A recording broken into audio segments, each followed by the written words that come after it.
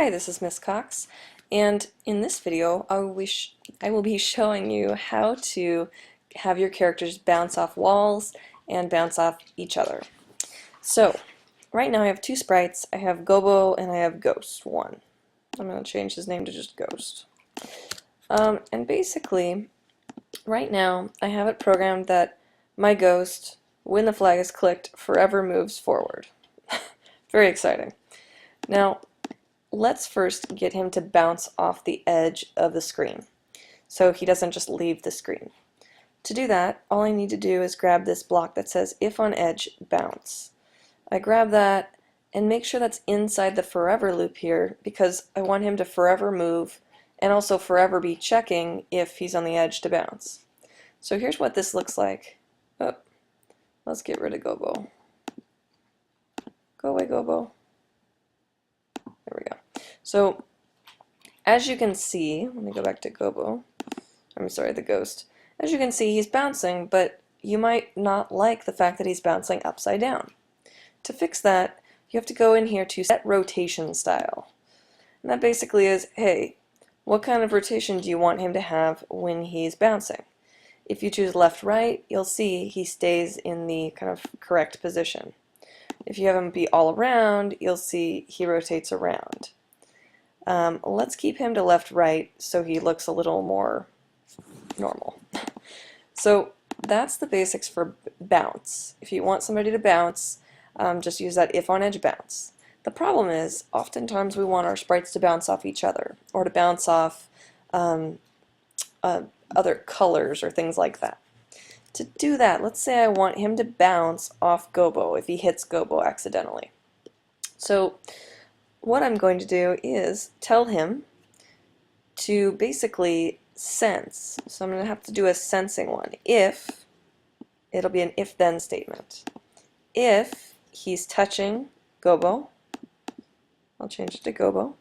So basically, if he's touching Gobo, then, and what I'm going to have him do, there isn't a bounce option here. There's only if on edge bounce. So what you really want to do is have him flip around the other direction.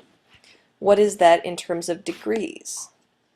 Think about a circle. A circle has 360 degrees total. Half a circle, which would be kind of flipping around halfway, would be 180. So we're going to say, hey, we want you to turn 180 degrees if you're touching Gobo. I still want him to move, I still want him to bounce, and the key here is I want him forever to be checking if he's touching Gobo because then he needs to turn 180 degrees. Now let me move Gobo in his path and you can see what happens as he does that. So as he does that, oh, got some issues there.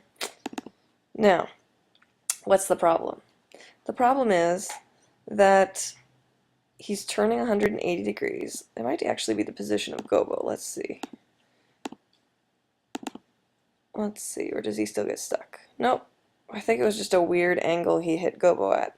So at this point, generally, he should, when he's touching him, flip around and go the other direction. So that's solved. I think the other issue was maybe his tail was touching Gobo when he flipped around. Now, the problem is sometimes you want them to bounce and move in different directions, right? You don't always want your Ghost to bounce and go right directly off in the same exact direction. So there's a couple different things you can do. The easiest is the point towards option. So I can tell the Ghost to actually point towards Gobo before he bounces. And what that'll do is it'll give you a little variety of the directions he bounces, as you can see here.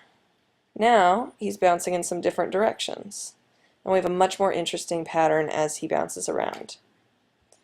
So this is a very easy way to get characters to bounce off each other. This works for colored walls. If you want a character to not be able to go through a wall, you can just have them bounce back in the opposite direction. There's lots of options. So hopefully this helps you with your games.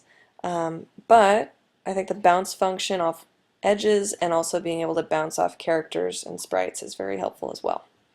So thank you for watching this video.